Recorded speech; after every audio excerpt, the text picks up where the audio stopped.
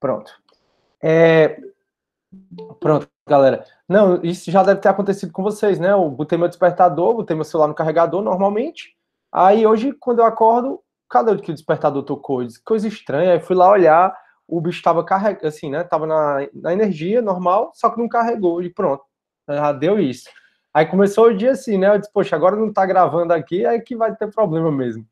Show, galera, vamos lá. Então, como eu estava falando para vocês, mais uma linha de filosofia. A gente saiu já da filosofia clássica, antiga, a gente caminhou para a filosofia medieval, aí a gente agora está na filosofia moderna e depois a gente vai para a contemporânea.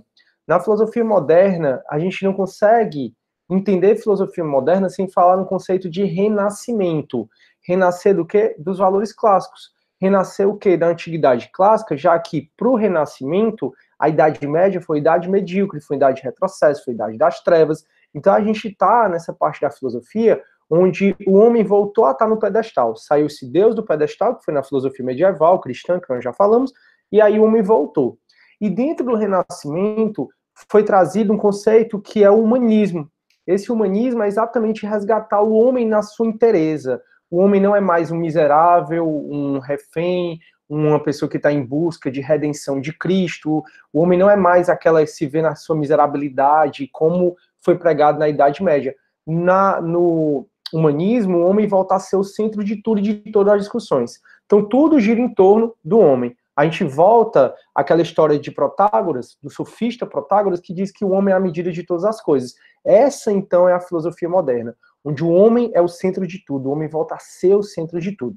E aí, dentro da filosofia moderna, a gente estudou, e aí, turma, foi até o exercíciozinho dessa semana, tá bom? Eu peço para vocês não deixarem de fazer o exercício dessa semana, porque o exercício dessa semana é sobre filosofia moderna e vai integrar o ponto da AV2, certo? Nossa AV2, 26 e 28, primeira chamada de 26, segunda chamada de 28, e a AV3 já é 16 e 18. Então, se preparem, a prova tá tranquila. A maioria das questões quem elaborou foram os monitores, então vão ao GED, porque todos os três monitores, a Bianquinha, a Manu e o Felipe, eles vão resolver essas questões da prova com vocês. Então não deixem de ir para a prova. Então, dentro da filosofia moderna, turma, aí eu pedi nessa semana para você me entregar até quinta-feira um resumo. Resumo, não precisa ser muita coisa não, tá? Essencialmente a ideia de cada uma das 6 principais escolas que a gente falou na terça e na quinta. Aí eu vou revisar só para vocês poderem fazer a atividade com tranquilidade. Primeiro é o racionalismo. A gente, quando fala em racionalismo, a gente sempre faz o contraponto com o empirismo. Essas duas escolas vocês já falaram, já passei a atividade sobre isso. O racionalismo é aquela história que vem de Platão, né? Que vem da questão do ideal, que vem de Platão, que vem da questão de que a gente não nasce uma folha em branco, a gente já nasce sabendo das coisas. Ou seja, que a nossa alma passou por outro canto, por outros mundos, e a gente aprendeu, a nossa alma aprendeu. Quando o nosso corpo aprisionou a nossa alma está aqui e a gente precisa resgatar o conhecimento da nossa alma através do raciocínio. Então, o racionalismo, ele acredita que com a razão a gente vai alcançar o conhecimento que está na nossa alma. Ou seja, a gente não nasce uma folha em branco, é diferente do empirismo. O empirismo, turma, ele é o conhecimento da experiência. Ou seja, enquanto os seguidores de Platão deram origem ao racionalismo, que aí vem a história da razão para se chegar ao conhecimento da alma, e a gente chama Kant, Descartes. Hoje mesmo a Manu vai falar de Descartes um pouco. E aí, eles são muito racionalistas, eles acreditam que a gente já nasce sabendo das coisas. Já os empiristas, eles são muito ligados à ideia de Aristóteles. Então, os empiristas, eles são aquelas pessoas que acreditam que o conhecimento vem com a experiência. Em outras palavras, os empiristas, eles dizem que nós somos uma folha em branco. E aí, um dos filósofos que é responsável pelo empirismo é exatamente um que a gente vai estudar hoje, que é o John Locke. John Locke, Francis Bacon, David Hume, todos eles são considerados empiristas, porque eles acreditam que a gente nasce uma folha em branco e tudo que a gente sabe é decorrente da experiência. Então, racionalista, empirista, filosofia política. que é o que a gente está estudando. A filosofia política é onde a gente estuda o que é lei, o que é virtude, o que é ética, o que é o contrato social. Então a gente está falando dos contratualistas, os 3 principais contratualistas, que foi Hobbes, nessa aula John Locke, na próxima aula Rousseau, que são os 3 principais contratualistas, eles são muito ligados a essa filosofia política.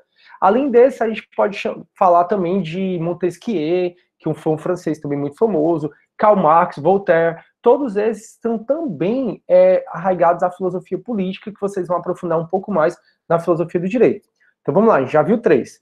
A primeira foi racionalismo, segunda, empirismo, terceiro, filosofia política. Show. Esses 3 vocês estão vendo comigo, ouviram ou estão vendo comigo, né? Que a gente já viu racionalismo e empirismo, e agora a gente vai estar vendo a filosofia política. Os outros 2, que é o idealismo e o existencialismo, você estuda em sociologia. O idealismo, pessoal, ele diz que o conhecimento, peraí que tem gente entrando, o conhecimento, ele vem muito, turma, da mente humana. Para o idealismo, existe outra dimensão, existem outras coisas acontecendo, só que a gente não percebe exatamente porque nós somos limitados. Então, lembra que eu falo para vocês sempre de epistemologia? Epistemologia é a ciência do conhecimento. Como é que a gente conhece? Como é que a gente aprende? Então, dentro dessa conotação da epistemologia, de como a gente aprende, como a gente conhece, o idealismo diz assim, olha, a gente conhece de acordo com o que a nossa mente ela possibilita, mas nós somos limitados a ponto de não conhecer outras coisas que acontecem ao nosso redor. Kant era idealista, Hegel era idealista, Schopenhauer era idealista. Então, é uma questão da limitação da mente humana. E Schopenhauer, geralmente, ele não gostava muito do povo. E, finalmente, tem o existencialismo, que dentro do existencialismo, você estuda muito aqui em sociologia, na parte de Karl Marx, né? E aí, o existencialismo, ele é aquela vertente que diz que o que existe está aqui. Daí porque existencialismo. E você deve ser considerado, dentro do seu contexto enquanto ser humano, tem que ser estudada a sua história, a sua família, a sua convivência, a sua classe social, tudo que diz respeito à sua existência, todos os fatores que te afetam diariamente. Então, hoje tu acordou, tu falou com quem, deixou de falar com quem, ligou para quem, quem é a tua família, onde é que você vive, qual é o bairro que você vive, todos os vetores da tua existência devem ser considerados para te entender enquanto processo. E aí a gente tem aqui Sartre, pessoal, que ele é da psicologia, ele é muito famoso. A gente tem Nietzsche foi um existencialista, e a gente tem outros. Aí vocês, dentro do existencialismo, é onde surgiu o materialismo histórico e o dialético, que foi exatamente trazido por Karl Marx. Então, Karl Marx, ele trouxe o materialismo histórico e dialético, que é o que vocês tanto estudam na sociologia. Tranquilo até aí, pessoal? Dá para vocês fazerem? Deixa eu ver aqui, tem gente que escreveu. Professor, não, tu vai falar de John Locke. Eu falei isso. Falei que ia falar de John Locke. A gente vai falar de Rousseau só na próxima aula. Já é dia 23, a Bianca já tá falando, ó, já é dia 23, às 7 horas, turma. Se você quer saber as questões que vão cair no GED, ou nas provas, vão para esse GED aí no dia 23, show? Pronto. Então, pessoal, essas são as 5 escolas da filosofia moderna para vocês me entregarem até quinta-feira. Então, não esqueçam de fazer um pequeno resumo sobre cada um. Perfeito. E o que é que a gente vai trabalhar hoje, tá bom? Só para vocês entenderem, a gente está dentro da filosofia moderna, estudando a filosofia política. A filosofia política, entre outras questões, como a gente acabou de conversar, ela estuda o contrato social. O que é o contrato social? Bom, o Estado tem direitos. Ou então o Estado tem direito de manter a gente em isolamento, o Estado tem direito de ter o nosso tributo, então quando a gente paga alguma coisa, vai para o tributo. O Estado tem vários direitos, direito de ser respeitado. Então o Estado tem vários direitos. Mas como é que surgiu esse Estado? Como é que a gente, que no estado de natureza tinha todos os direitos do mundo, a gente cedeu certos direitos para esse Estado? Em troca de que a gente cedeu? Então é isso, esse arcabouço teórico, esse fundamento teórico que a gente está estudando e que o contratualismo estuda. Então os contratualistas são aqueles filósofos que vão estudar a base teórica do contrato social. Então a partir de qual momento e por que e para que o ser humano, ele deu para o Estado, ele criou essa entidade fictícia, Estado. E a gente viu que tem três principais contratualistas, que é Hobbes, que é Locke e Rousseau. Tem Montesquieu também, mas a gente não vai entrar em Montesquieu, porque vocês vão entrar mais em filosofia do direito, que ele fez Espírito das Leis, aí é outra discussão. Então a gente tem Hobbes, Thomas Hobbes, né? Rousseau e John Locke, que é o que a gente vai estudar hoje. Na ordem é assim, primeiro nasceu Hobbes, depois nasceu John Locke, depois nasceu Rousseau. Por isso que a gente está vendo nessa ordem, tá bom? Na ordem que a gente está vendo é a ordem cronológica de existência deles. E na aula passada, e como eu disse, pessoal, estudar essa matéria é fence. Então, procurem aprender essa matéria, porque é muito legal você discutir com... Você vai pegar profissionais do direito de todo tipo. Você vai pegar o intelectualizado, aquele que é mais prático, você vai pegar aquele que não sabe de nada, aquele que não sabe nem para onde é que vai, você vai pegar profissionais de todo tipo. E quando você pegar um juiz, um magistrado, um promotor, alguém que goste de conversar sobre essas coisas, é bom você ter uma noção, né? Por isso que eu recomendo demais você estudar essa matéria. Só Deus sabe como vai ser importante para vocês lá na frente, quando vocês forem escrever um artigo científico, por exemplo, que precisa de um bom arcabouço teórico, e você tem propriedade para citar Hobbes, Montesquieu, Locke, Rousseau e por aí vai.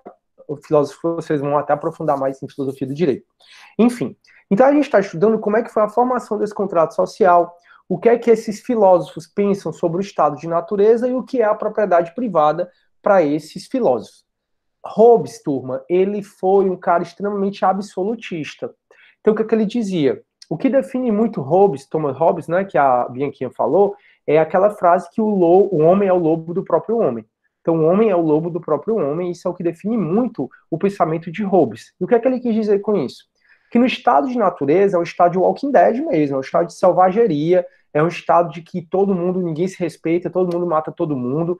Esse é o pensamento do estado de natureza para Hobbes. Então, para ele, se a gente vivesse no estado de natureza, seria o Walking Dead mesmo. Eu, por exemplo, estou vendo The Last Kingdom. The Last Kingdom é quase um estado de selvageria, né? Mas ali tem um estado que é representado pelo rei. Quem está assistindo Last Kingdom, Vikings, aquilo ali é a sociedade ideal para Hobbes. Em outras palavras, para Hobbes, a gente, no estado de natureza, no estado sem lei, a gente é totalmente ruim. A gente faz as piores atrocidades. Isso, o ser humano, né?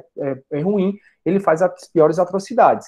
Então, para ele, o contrato social foi feito para dar para uma pessoa, que é o rei, é o monarca, no estado de absolutista mesmo, poderes para que ele nos garanta segurança. Então, para Hobbes, ele era um estado absolutista. E ele representava muito o pensamento dele com um monstro, que é o Leviatã, cujo corpo é formado por pessoas, cujo cetro representa o poder, e por aí vai, como a gente estudou na aula passada. Então, Hobbes, ele foi um cara que entendia o quê? Que no estado de natureza nós somos ruins, que o contrato social seria para a gente dar direitos ao Estado, e o Estado seria representado pelo rei, um rei absolutista, que tudo pode, e para ele, propriedade privada não existia, porque tudo que eu tinha, na realidade eu não tinha, era do rei. Então, toda e qualquer propriedade, para Hobbes, era do rei. Aí agora a gente vai para uma figura, turma, que eu considero, não é nem 100% oposta, mas é um pouco oposto, que é o Locke. E quando a Manuzinha vai já começar a apresentar, ô Paulo, tranquilo, cara, é um maior prazer. Só você ter vindo é um maior prazer. E como a Manuzinha vai já começar a apresentar sobre Locke, eu quero sempre que vocês pensem que Locke defendia a burguesia. Ele era um burguês. Então a gente tá, nem cai, prof. Nem cai, prof. Não entendi. Não, nem cai. Isaac, quando tu me expliquei melhor, que eu não entendi, não. Sim. Você disse que eu ia cair na ligação. Ah, tá, não caiu, né? Ah, certo. Pronto, não é porque ele disse aqui, né? Ele deu uma observação. Sim, turma. O que é que acontece? O Thomas Hobbes, o John Locke, ele acaba sendo um pouco diferente do Hobbes. Porque eu quero que vocês entendam o Locke como um burguês. E para a burguesia, sério, qual é o direito que vocês acham que para um burguês é mais importante? E só um detalhe, a gente está caminhando aqui, saindo do Renascimento e indo para o Iluminismo. Então, o Hobbes, ele já... que Hobbes, o John Locke, ele já tá... Boa, Marusca. Boa, Ana Luísa. Exatamente. O John Locke, ele já está caminhando aqui num contexto que a gente chama de iluminismo. O iluminismo, ele surgiu um pouco depois do Renascimento e surgiu por conta do Renascimento. Depois da prova de vocês, eu vou pegar uma aula só para revisar todos esses contextos que a gente está estudando, desses contratualistas que eu quero que fique bem arraigado, bem assentado, bem enraizado na cabeça de vocês, esses contratualistas. Orgulho, show. Então, turma, a gente sai de Hobbes, Thomas Hobbes, que é o rei absolutista, que manda em tudo, que o homem é mau. A gente sai de Hobbes dizendo que é o rei que garante a segurança, que a gente não tem propriedade privada, que tudo é do rei. Então, se você assistir The Last Kingdom, por exemplo, aquilo é a sociedade ideal para Thomas Hobbes. É o rei mandando em tudo, garantindo a segurança do povo, o cuidado do povo. Nada pertence ao povo, tudo pertence ao rei, e o rei é absoluto. Isso para Hobbes. Já o John Locke, ele participou até da Revolução Inglesa. A Revolução Inglesa, pessoal, foi aquela revolução que foi antes da francesa, inclusive, que o aluno sempre acha que a francesa veio primeiro. Na verdade, a primeira revolução que veio contra esse sistema absolutista, não a primeira revolução, mas a mais conhecida, contra esse sistema absolutista, as duas mais conhecidas foi a Revolução Inglesa e a Revolução Francesa.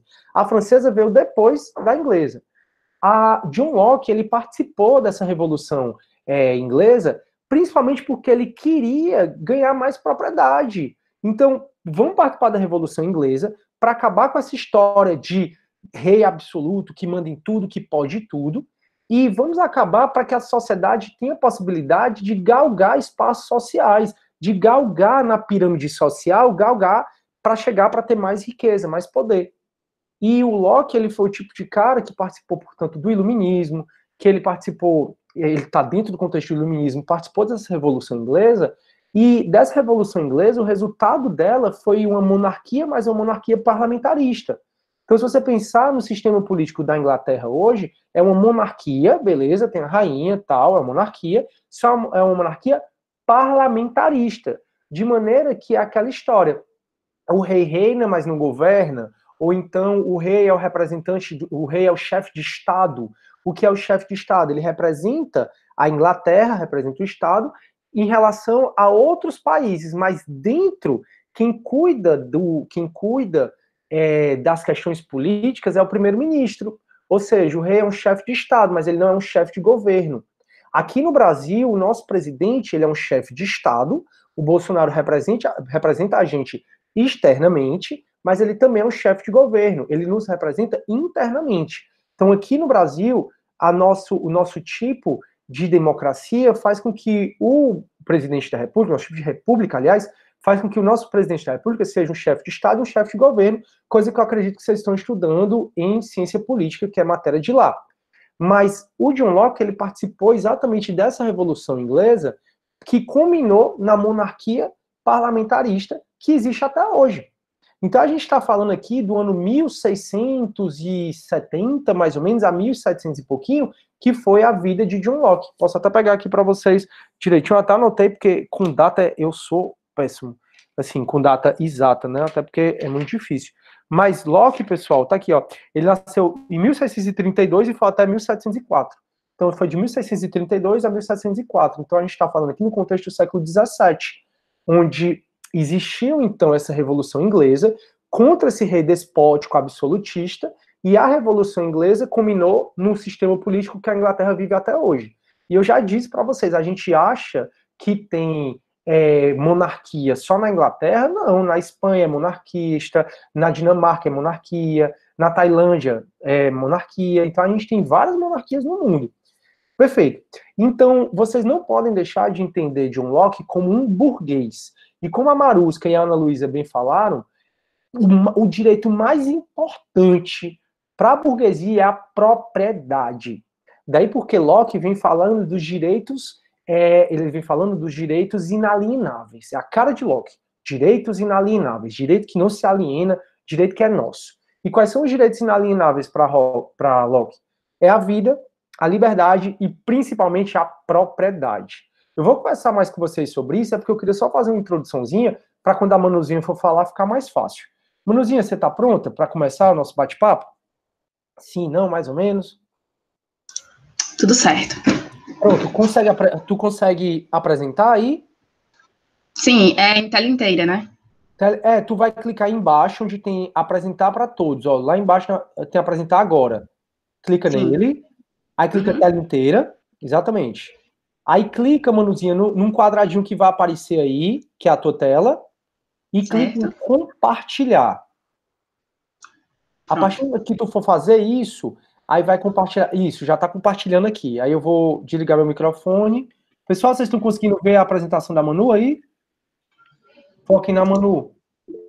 Pronto, Manu, tá aparecendo a tua tela.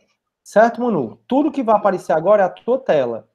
Então tu pode abrir os teus slides para apresentar pra gente. Eu tô vendo aqui direitinho.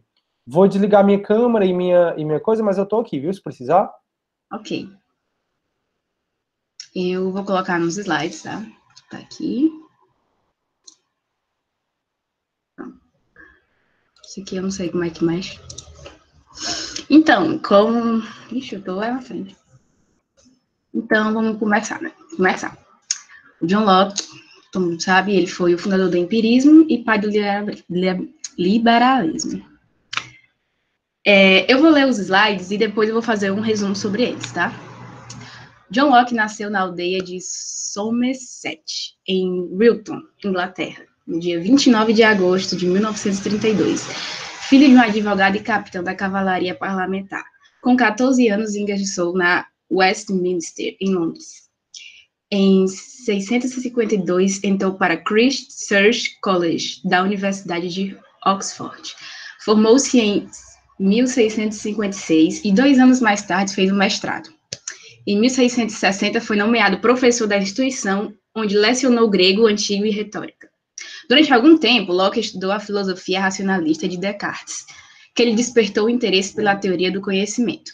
Em 1667, tornou-se secretário de Lord Ashley Cooper, chanceler da Inglaterra, e futuro conde Shaftesbury, acho que se fala assim, época em que ele desenvolveu sua teoria de liberalismo político e se interessou cada vez mais pelas discussões filosóficas e científicas. Refugiou-se nos Países Baixos a ser acusado de traição junto a seu mentor político, Lord Shaftesbury, que era líder da oposição ao rei Carlos II no parlamento. Voltou à Inglaterra em 1682. Em 1689, 1990, publicou suas primeiras obras, que foi Carta sobre a Tolerância, Ensaio sobre o Entendimento Humano, 2 tratados sobre o governo civil, certo? Faleceu em 28 de outubro de 1704, com 102 anos. Vale lembrar que ele nunca teve filhos, nem nunca casou. Agora eu vou fazer um pequeno resumo desse slide, né? Como vocês sabem, o professor falou para vocês o que era empirismo, mas eu vou dar uma lembrada, que é uma doutrina filosófica que afirma que o conhecimento, ele é determinado pela experiência, né? Tanto de origem externa, ou seja, nas sensações, essas coisas que a gente sente, quanto a interna, né? Que é a partir das nossas reflexões, essas coisas. E vamos lá. Ele nasceu, né, em 29 de agosto de 1632, na cidade de Wilton. E ele estudou, quando ele foi para Oxford, ele não estudou, todo mundo pensa, estudou política, essas coisas, não. Na verdade, ele chegou a estudar medicina, ciências naturais e filosofia. E quando estava fazendo a universidade, ele acabou estudando as obras de Bacon e Descartes. E depois que ele se tornou o secretário do Lorde, né, um tempo depois, o Ashley Cooper, ele teve uma oposição ao rei Carlos II, né? E por causa disso, ele e o John, eles foram acusados de traição e que vieram se refugiar nos Países Baixos, né? E quando ele voltou para a Inglaterra, em 1882, que foi justamente num tempo que um rei, deixa eu lembrar o nome do rei que eu esqueci, eu sei que é Guilherme, não estou lembrando o sobrenome dele, mas foi esse rei Guilherme, que ele subiu ao trono. E foi aí do ano seguinte, por causa do retorno dele à Inglaterra, ele começou a publicar as obras dele, né? E vocês já sabem que ele faleceu esse ano. Eu acho que eu vou só dar um resumo logo dos slides, né? Aí vocês leem, é melhor, sem encerrar. É melhor, Manuzinha, depois que me manda, eu coloco para ele, tá bom? Tá, e pessoal, só para complementar, já que eu dei essa interrupção, ele estudou muito Descartes, que foi aquele cara que eu falei que influencia a nossa matriz curricular até hoje. A forma de conhecer Descartes é que ele gosta de estudar as partes para entender o todo. Então você estuda as partes do direito civil, direito penal, direito constitucional, o direito é todo dividido, porque isso fica mais fácil você entender o todo. Então, Descartes ele é muito conhecido na parte da epistemologia por essa história do conhecimento, entre outras coisas da filosofia política também. Sim, aí aqui o outro slide, aí vocês podem ter lido, né? Então, vamos lá. Então, além de ele contribuir na filosofia, a gente tem uma noção também que ele contribuiu na política, onde ele criou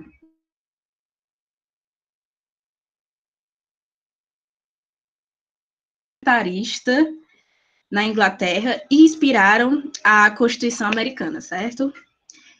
E ele também ajudou na educação, porque como ele se formou em medicina, ele criou uma série de métodos para ajudar na aprendizagem e desenvolvimento infantil. E, por fim, vamos falar agora da filosofia do John Locke, as ideias dele, né? Mas antes de entrar nesse slide agora, eu quero falar para vocês, para a gente entender melhor esse slide, eu quero falar sobre o racionalismo cartesiano e o silogismo.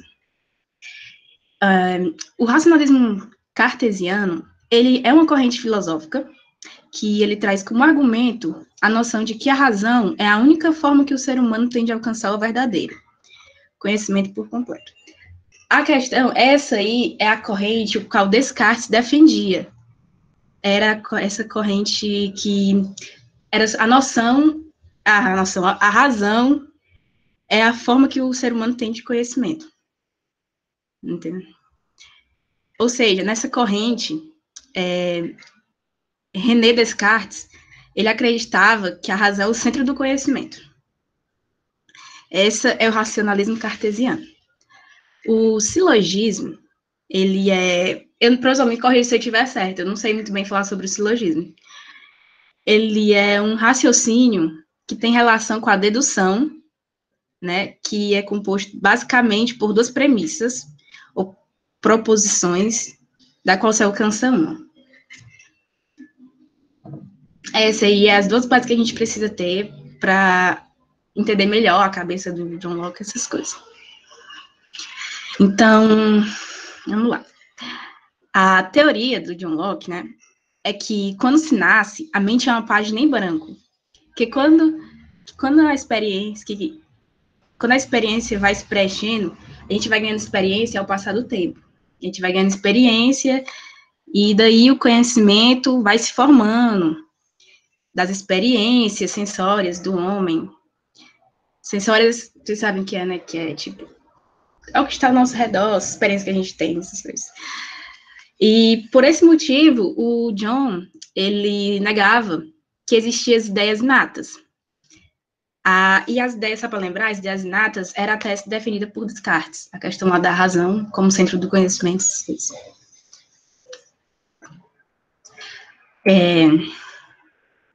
Explicando melhor o que era a razão para John, a primeira parte para ele era dividida em duas partes. A primeira parte é de que procurar saber melhor as coisas que conhecemos com certeza. Ou seja, a gente precisa conhecer melhor as coisas que a gente tem certeza de conhecer, essas coisas, entendeu? E a segunda parte, sobre a proposição sensatos na prática, a segunda parte era sobre proposições sensatas na prática, certo? As quais, embora não há certeza, possuem a probabilidade a seu favor. Vocês sabem o que é proposições sensatas? Ou querem explicação? Acredito que não, viu, Manuzinha? Mas se Não. tu quiser prosseguir, depois eu falo, tô anotando aqui, eu falo o que é mais importante, para não te atrapalhar. Tá certo. Então, para o empirismo, as ideias são a base do conhecimento. Já as experiências são a única fonte do saber. O Locke, né? Locke, na verdade, acreditava que a experiência podia ser externa. Isso é, de onde vêm simples ideias, como o movimento, a imagem e a reflexiva. Nós podemos associar as nossas sensibilidades ao mundo. E então, a gente seguindo essa mesma linha de raciocínio, o raciocínio, todas as coisas possuem qualidade que pode despertar ideias nas pessoas. Esse é o último slide. Agora eu quero fazer resumão de tudo que tem nesse slide. E, então, como a gente já sabe, né, o empirismo ele foi uma corrente filosófica referente à teoria do conhecimento. E a corrente empirista, ela foi impulsionada por filósofos como Thomas Hobbes, John Locke, David Hume. E eles se opunhavam ao racionalismo. E o racionalismo, ele defendia que o conhecimento é puramente racional e não depende da experiência. Os racionalistas, eles eram, consequentemente, inatistas, pois defendiam a existência do conhecimento inato no ser humano. Então, ou seja, né, que o conhecimento já está inserido no intelecto humano. Então, basicamente, o empirismo, ele defendia que todo conhecimento advém da experiência prática, que temos cotidianamente. Ou seja, né, que nossas estruturas cognitivas somente aprendem por meio da vivência e das apreensões do nosso sentido. Já o empirismo, ele defendia que toda a nossa estrutura cognitiva é formada com base na experiência prática, de modo que, quanto mais vastas, intensas e nossas experiências, mais amplo e profundo torna-se o nosso conhecimento, né? E uma coisa importante é que Aristóteles já defendia que o conhecimento advém da experiência, e contrariando as teses platônicas que eram essencialmente natas. E é só, galera. E essa frase eu gosto muito dele, que ele... Eu acho muito legal essa frase do John Locke. Pronto. Valeu, Manuzinha. Parabéns. Depois eu te dou o feedback no privado. Então, galera, tá aparecendo aqui. Pronto. Turma, esse bate-papozinho... Aí, ó, o pessoal tá gostando. Show. Manuzinho, se tu não for falar mais nada, pode desligar o microfone, por favor. Show? Pronto, a galera acho que gostou aí, que bom. E a Manu, assim, não era a proposta, né? Eu até falei na aula passada, falei com o Felipe, falei com a Bianquinha. A proposta da gente discutir esses filósofos não é na conotação epistemológica. A epistemológica a gente está ficando bem no raso mesmo, que é essa atividade que eu passei para vocês, que é como a gente conhece, né? E, na realidade, os monitores, eles vão conversar, assim, a ideia é que vocês saibam, saindo dessa cadeira, é que vocês saibam 3 coisas sobre cada um desses 3 filósofos. É o conceito dele de estado de natureza, o que é o contrato social para ele, como é que é melhor, e a propriedade privada para esses 3 filósofos. Então, a gente já viu, por exemplo, para Hobbes, que no estado de natureza o homem é mau, então o que precisa do contrato social, dando poder absoluto, todos os direitos para o rei, que é o monarca, que é o Estado absolutista, é ele que manda, ele é o Leviatã. E a propriedade privada para Hobbes não existe, exatamente porque para Hobbes a propriedade privada ela é toda do rei. A gente não tem propriedade privada.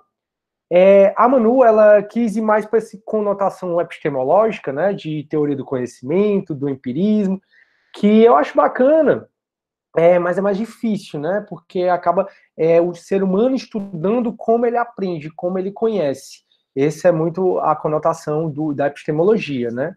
E aí foi bom que a Manuela deu uma revisada com vocês e dá até para vocês fazerem a atividade melhor, né? Que a atividade de vocês envolve muito essa questão, né? Dos empiristas, dos racionalistas, que os racionalistas são inatistas, e também foi bacana porque ela trouxe um pouco de Descartes. E aí, como ela ontem ela passou por um probleminha, não foi, Manu, com o cachorrinho dela? Espero que esteja bem. Tá, professor, graças a Deus, pararam de vomitar. Que bom. Pode falar. Não, é porque eu acordei, mais ou menos às 3 horas da manhã. O professor Caso estava cheio de vômito. Ixi, Maria. Aí a gente descobriu o que foi. Foi chocolate. Nunca dei chocolate pro cachorro de vocês. Sabia disso.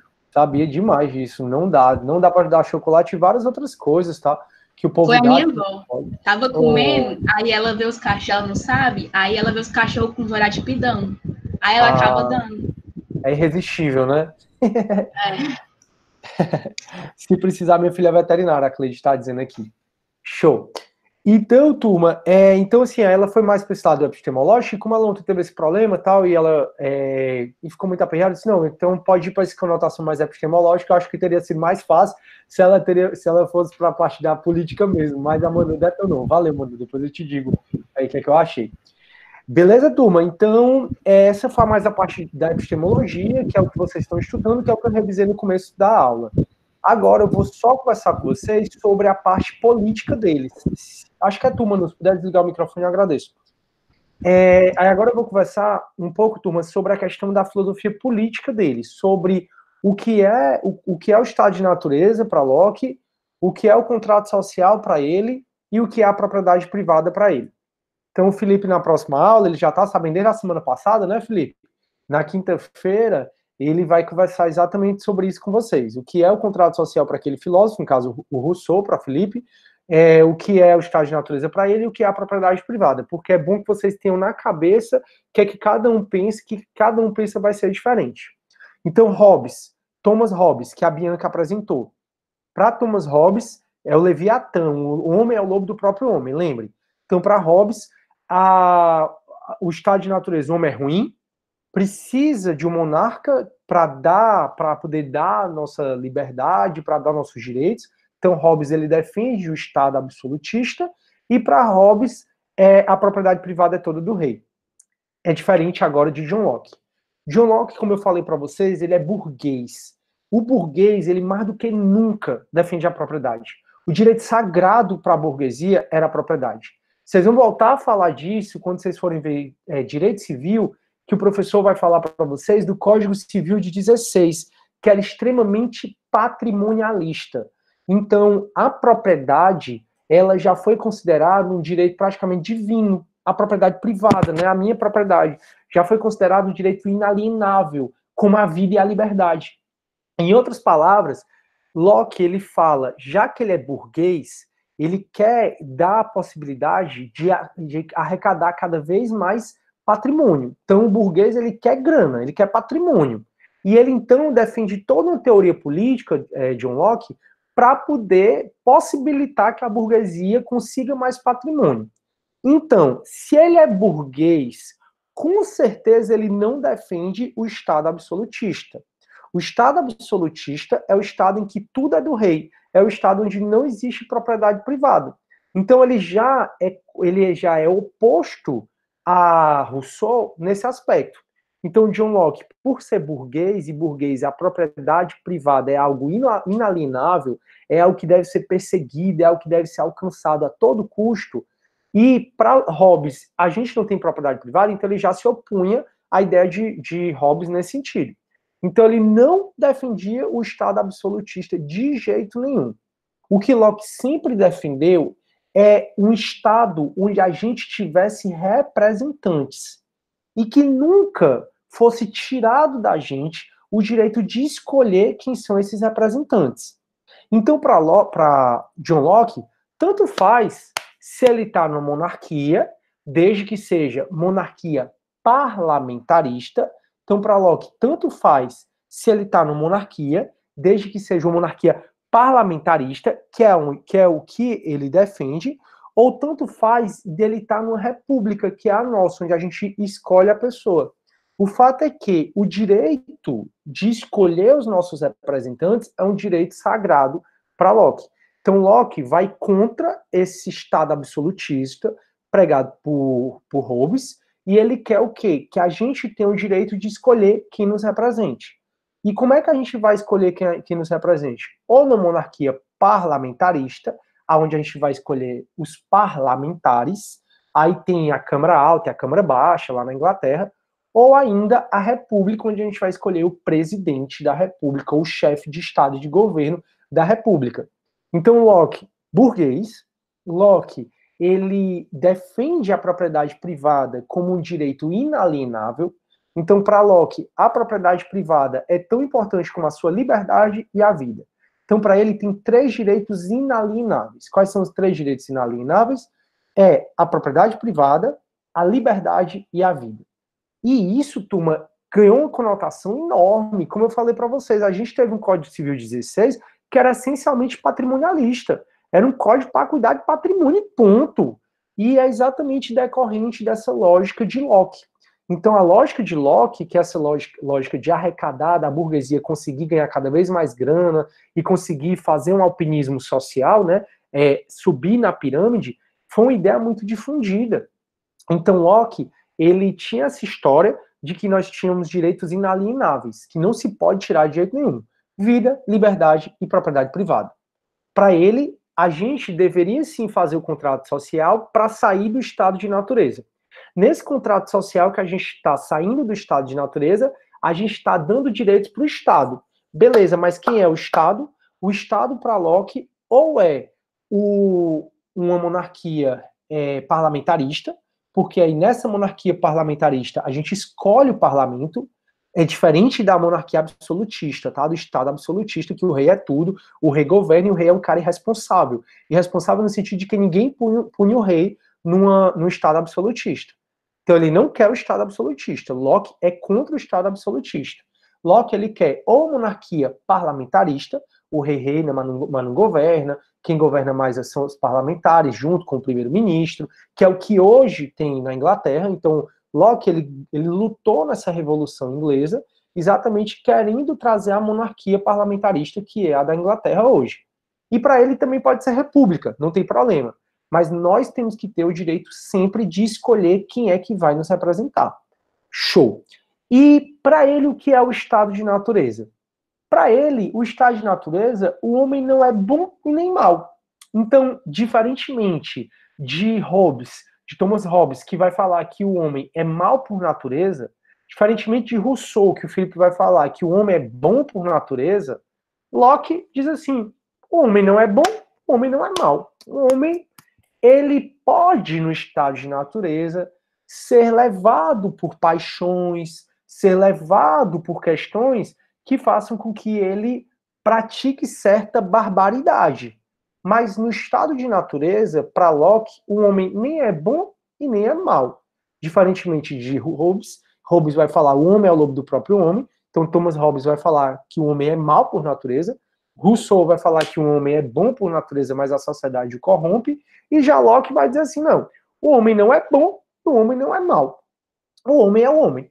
O homem é o homem, só que por paixões, por raiva, ele pode vir a fazer barbaridades. Então, eu não sou bom nem mal, mas se você matar minha mãe, provavelmente eu vou lá te matar e fazer essas barbáries. Então, pronto. Então, com isso, a gente fecha o pensamento do Locke dentro dessa trinomia, né, que eu quero que vocês saibam. O que é o contrato social, o que é a propriedade para ele e o que é o estado de natureza. E a propriedade privada, né, para Locke, é de quem? Ora, é de quem? A propriedade privada para Locke é do ser humano, é do cara, é dele. Então ele é um defensor ferrenho da propriedade privada. Deixa eu ver aqui, eu vou já categorizar de novo. Então Paulo está falando assim, então para Locke o contrato social foi feito para proteger. Exatamente, Paulo. Ele diz que o contrato social, Paulo, para Locke, ele é feito para proteger os direitos inalienáveis. Vocês conseguem entender o que é direito inalienável, né? Inalienável é algo que a gente não vende, algo que a gente não dá, algo que a gente não pode ceder. Então, para ele, existem 3 direitos inalienáveis que eu não posso dar para ninguém. Que se, por exemplo, eu assinar dizendo que você tem todo o direito sobre a minha vida, esse contrato não é válido exatamente porque a minha vida é algo inalienável. Vocês devem estar estudando em Introdução à Ciência do Direito os chamados direitos inalienáveis. É lá que a gente vê, se vocês não estão vendo, não se preocupe não, porque essa questão de direito alienável e inalienável, vocês vão ver várias vezes. Mas o fato é que o direito inalienável é aquele que a gente não se aliena. O Locke, ele criou toda essa categoria, Paulo, exatamente para proteger o direito sagrado, para ele, né, que é a propriedade privada. Então, o contrato social, ele é feito, Paulo, para garantir esses 3 direitos inalienáveis. A propriedade, a vida, a propriedade privada, tá? A vida e a liberdade. Aí o Felipe tá falando assim, ainda não li, mas deixo aqui a indicação que está na minha lista. Carta sobre a Tolerância, de John Locke, pai do liberalismo. Show! É assim, não é... Locke acaba não sendo uma leitura tão fácil, tá bom?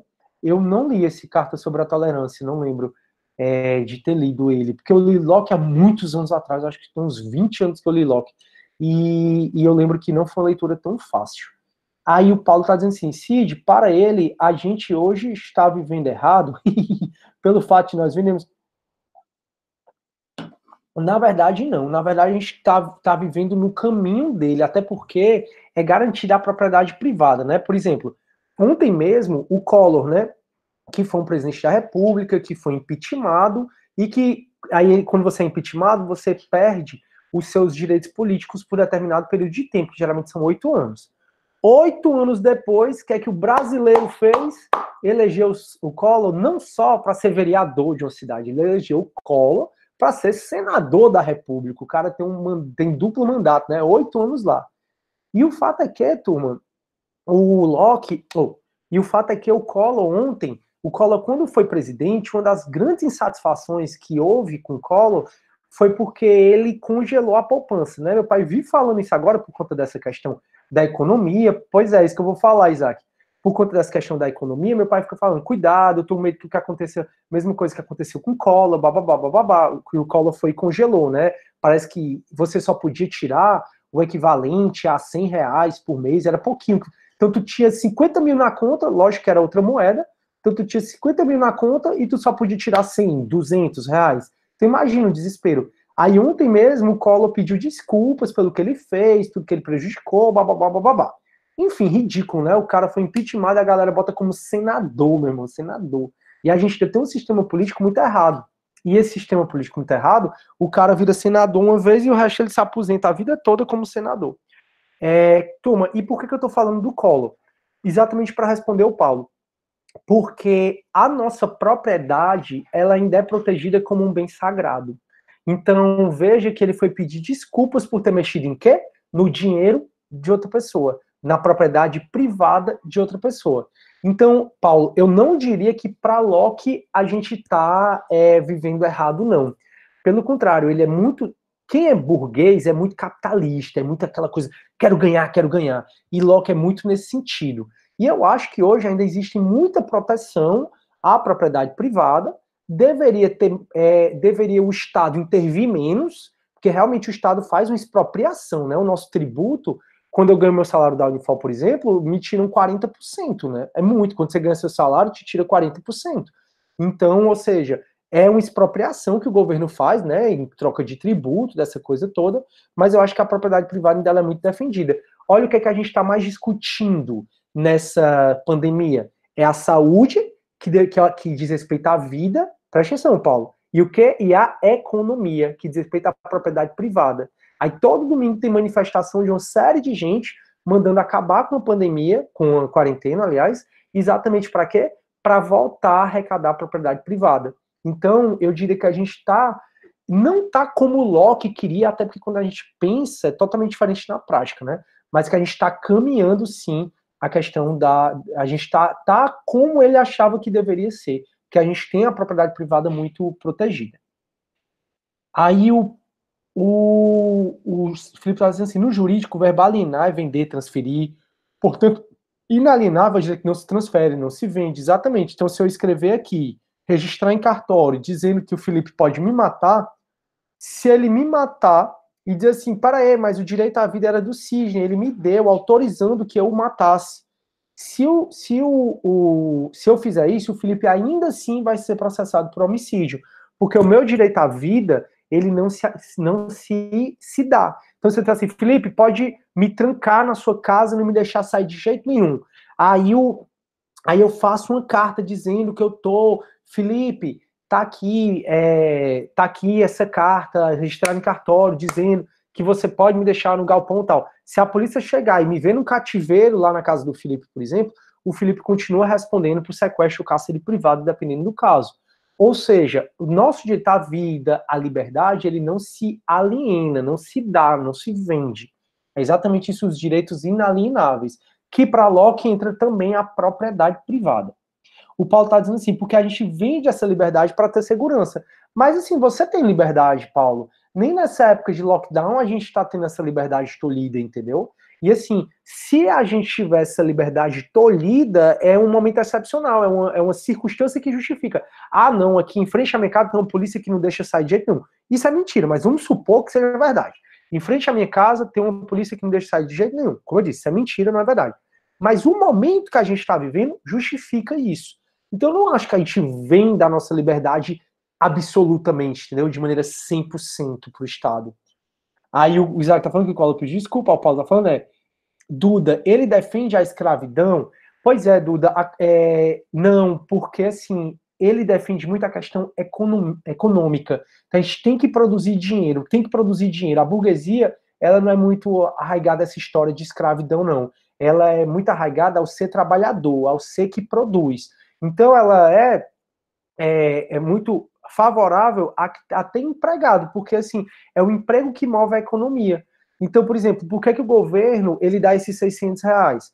É só porque o governo é bonzinho, que é o auxílio emergencial, né? É só porque o governo é bonzinho, é só porque isso...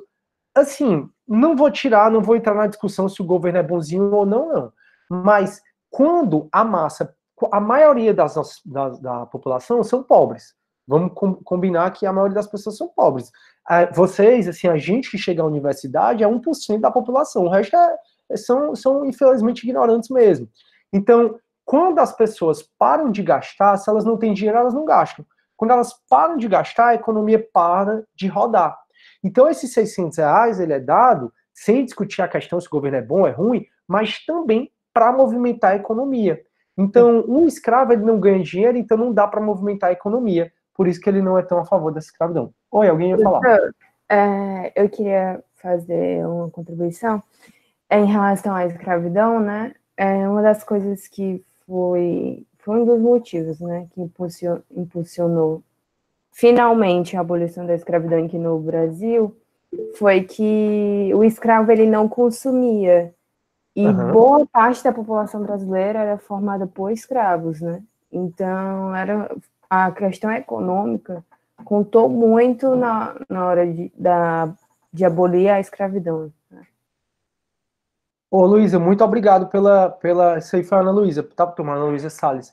Muito obrigado pela contribuição. E, na verdade, turma, assim, se você pensar bem na essência do ser humano, eu acho que o ser humano ele acaba sendo tão egoísta que o dinheiro, a propriedade privada, tá no sangue dele, ele luta, a economia é que manda em tudo. Então, assim, a discussão agora é entre economia, propriedade privada e saúde, entendeu? Então, assim, olha o peso que a economia tem, olha o peso que a propriedade privada tem.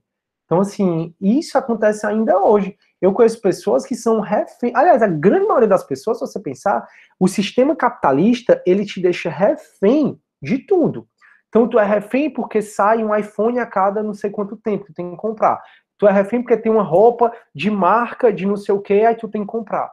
Tu é refém porque sai os carros e tu tem que comprar. No final das contas, tu tá cheio de dívida e tu tá fomentando exatamente o que o capitalismo quer que tu faça. Para você criar essa percepção de você ser senhor de si e de não deixar o dinheiro influenciar a tua vida, é muita maturidade. Então, assim, realmente as grandes decisões são decisões baseadas na economia.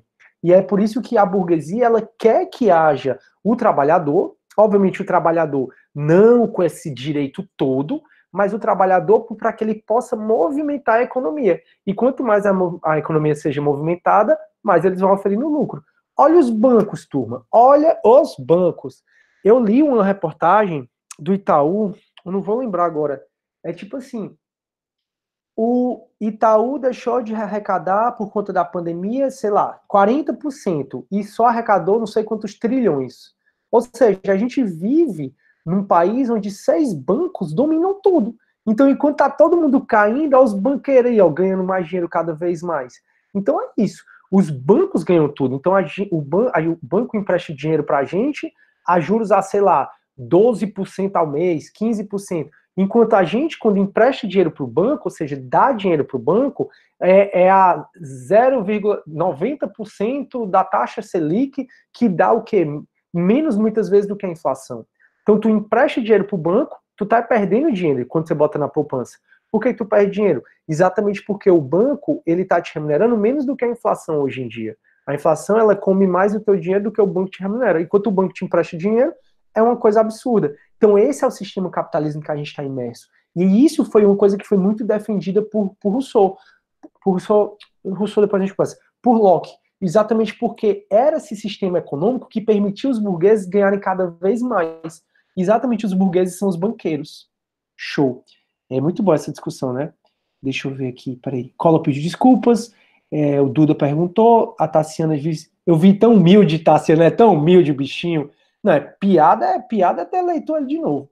Ana Luísa Salles diz assim: Como que faz com o povo que se suicidou, que vai se...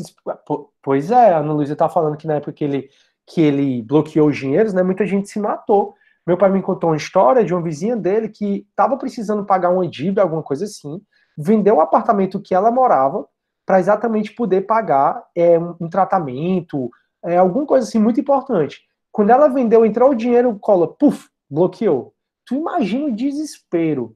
Tu vender a tua casa para tu pagar um tratamento, uma dívida, algo que era muito importante, só podia ser muito importante para ti, já que tu vendeu a tua casa. E aí, de repente, o dinheiro que tu ia usar para pagar, tu não pode mais pagar exatamente porque o Collor bloqueou tudo. Aí o Lucas disse assim, ainda bem que eu não tenho 50 mil na conta. Nessas horas é boa, né? Aí o Paulo, 40% misericórdia, entendi.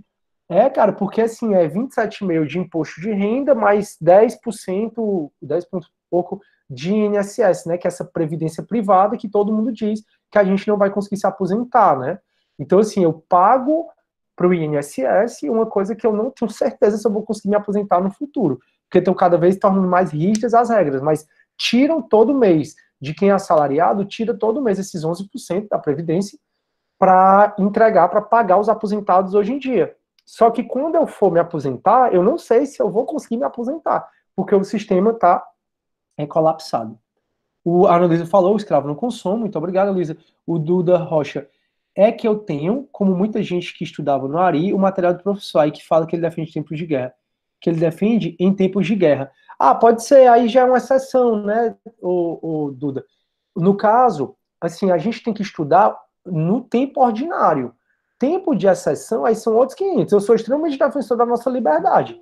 Mas quando a gente está falando de uma liberdade dentro desse contexto de pandemia, aí também já não é assim, entendeu? Então, em tempos de guerra, aí são outros 500. Outra coisa, eu sou totalmente contra a pena de morte, só que em tempos de guerra a gente tem pena de morte. Então, a guerra é um estado excepcional. Aí, nesse estado excepcional, muda o pensamento de todo mundo, porque mudaram as circunstâncias, entendeu? Então, assim, no tempo ordinário, não, ele não era a favor da coisa. E qualquer coisa tu me fala, professor, ouvir na apostila do Ari, para eu também não desdizer o professor, né? Porque de repente tu me fala esse comentário, fica chato. É chato quando o aluno vai e tenta confrontar as ideias com o professor, exatamente porque tem outro contexto envolvido, como esse. Ela me perguntou, ele é a favor ele é a favor da escravidão? Ordinariamente não, mas em tempo de guerra, ou seja, ela não me falou, entendeu? Então, assim, quando vocês forem perguntar o que o professor falou para você, que você duvidou, que você viu em algum canto que está errado, fale o contexto todo, então fale, o professor tal me falou, que aí o professor vai conseguir entender o contexto. Então, cuidado, tá, Duda? Só para não deixar dois professores errados, ou ficar, você quer falar errado, blá, blá, blá, que acaba sendo chato. O Felipe tá falando assim, arrasou, contribuíram. O Pedro tá falando, obsolência programada. Inventaram esse conceito agora, foi. O Paulo tá falando, a taxa de poupança é uma piada, é mesmo. O Paulo, acho que agora entendo porque minha madrinha não guarda dinheiro em banco. Pois é. E assim, tem gente fazendo isso, viu? Tem gente já sacando dinheiro em banco, com medo de como vai fazer para recuperar a economia depois dessa história. Aí a Bianca tá falando assim, avisem para o professor que eu vou ter que sair, tá bom, obrigada. Então, turma, só para a gente também encerrar nossa aula, tá? Para a gente fazer o contraponto. Thomas Hobbes, tá? Thomas Hobbes, ele viveu, deixa eu ver aqui, Thomas Hobbes viveu 1588 a 1679. 1588 a 1679. Thomas Hobbes, o que é que ele disse? Primeiro, o homem é ruim por natureza. Então, o estado de natureza, o homem é ruim por natureza. O homem é o lobo do próprio homem. Então, é o que ele diz sobre o estado de natureza. Sobre o contrato social, a gente dá direitos para o Estado e o Estado ideal é o do Leviatã, ou seja, um Estado absolutista, onde o rei reina e manda em todo mundo. E o rei é um cara irresponsável exatamente porque ninguém pune o rei. Então, o rei é que dá as ordens. Propriedade privada para Hobbes não existe, porque tudo é do rei. Então, Hobbes, contra o estado de natureza, o homem é ruim. Qual é o melhor contrato social? É exatamente o Estado absolutista. E a propriedade privada é toda do rei. Já para John Locke. Para John Locke, o estado de natureza, o homem não é bom, nem é ruim. Ele pode, movido por paixão, por raiva, fazer certas condutas que sejam ruins, mas o homem não é bom nem ruim, para John Locke. Para John Locke, o contrato social, ele é ideal que seja representativo, então é o estado de natureza, saindo do estado de natureza para vir para a monarquia representativa, ou seja, parlamentarista, ou ainda para vir para a república. E, finalmente, turma, para ele, a propriedade privada é um direito inalienável. Então, para Locke, a propriedade privada é inalienável, assim como a vida e a liberdade. Então, ele coloca a propriedade privada, ou seja, o meu direito a ter um iPhone, esse computador, esse caderno, tudo, como um direito inalienável. Show? Show? Beleza? Pois é isso, na aula de quinta-feira a gente estuda o último contratualista que a gente vai estudar, e o último contratualista que a gente vai estudar é o Rousseau, com o grande Felipe. Beleza, turma? Pois, fiquem com Deus. Se tiverem alguma dúvida, estou à disposição. Lembrem da nossa prova, 26 e 28 desse mês, AV2, e 16 e 18, AV3, tá bom? Não deixe de fazer as atividades. Entregar até toda quinta. Pois é isso. Fiquem com Deus. Tudo de bom. Obrigado pela participação. Obrigado mesmo.